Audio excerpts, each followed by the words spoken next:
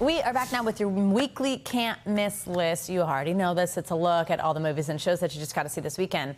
Joining me now is our NBC New York digital reporter, friend of the show, Kay. Hey. Angrum. Kay, good morning. How are you? So good. Always good to be here. It's always great to get this list. I mean, I honestly do sit at home and like Google my notes from this when I like need something to watch. I'm like, I thought there was something good I heard about, so I love it. Well, we got you. Let's do it. Let's start one battle after another. Obviously, like some of the biggest waves are being made by this movie right now. Absolutely. Yes. Well, with some of the biggest cast members, Leonardo DiCaprio, Tiana Taylor, who I'm really excited about, Regina Hall, and folks are already calling this the best movie of the year, and it's out today. Steven Spielberg says he's already seen it 3 times, and essentially we follow the washed-up revolutionary, Leonardo DiCaprio's character, who's essentially forced to kind of lock in back into his old ways to try and find his missing daughter and also defeat his arch nemesis. So, yeah, a lot of action. And I've heard people be like, it's action, but it's also funny, like really funny. Like anyway. 2 hours and 42 minutes, but worth it. Why are all movies that long? I know. Okay, anyway. Scarlett Johansson, let's talk about her directorial for a feature film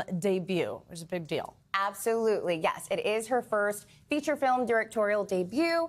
This one is called Eleanor the Great, and with it essentially follows what happens when a 90-year-old become besties, and so she finds herself in a big city. You've got the legendary June Squibb who stars in it, and essentially it centers around connection, grief, aging, and then as well as some moral dilemmas, which we'll see her try to navigate. Jeez, I feel like that's going to be a tearjerker, at least for me, that kind of vibe. Okay, let's now go to what you should watch if we're going to stream. We're going to start with Netflix, House of Guinness. It's like likened to Succession, but for beer, I'm assuming? Yes.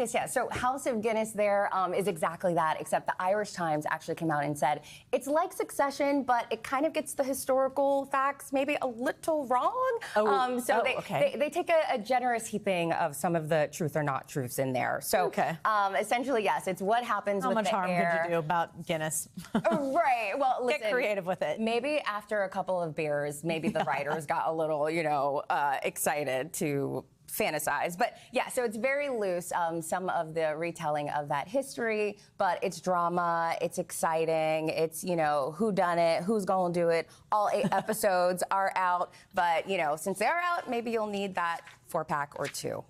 Yeah, there you go, for the whole series. Yeah. Okay, all the Law and Orders are back.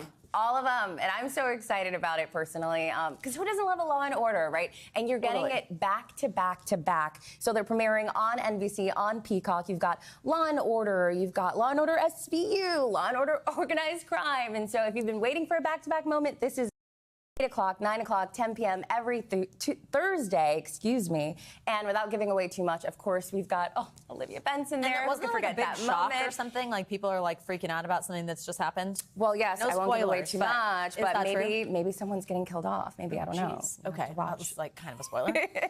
Okay, also an intense show here, The Lowdown. This is on FX. Yes, this one stars Ethan Hawke, and essentially he's playing a citizen journalist who, is trying to uncover government wrongdoings. He's essentially, doing what he can to save the city of Tulsa, Oklahoma, but a lot of no good is going down. Folks are after him. He's trying to uncover it.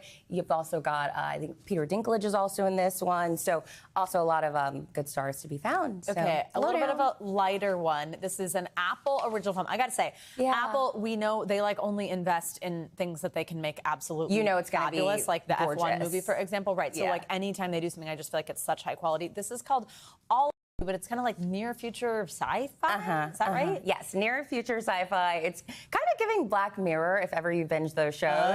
It's a little bit of that because essentially you find this couple, they start off as friends, they are in love, or at least they figure that out, but there's a test that you can take to find out who your soulmate is. So I think you can figure out where it goes from there, whether or not they're soulmates, but we'll see. And so essentially it's them navigating the truths of a test and the truths of love and all that good stuff. So I think like this will all be a the actors I'm seeing tearjerker too. Same. From a bunch of other stuff. All right, Kay, thank you so much. Lots of good stuff to watch this weekend. And thank you at home for joining us on a Friday morning once again. Have a good weekend. That does it for this hour of Morning News Now.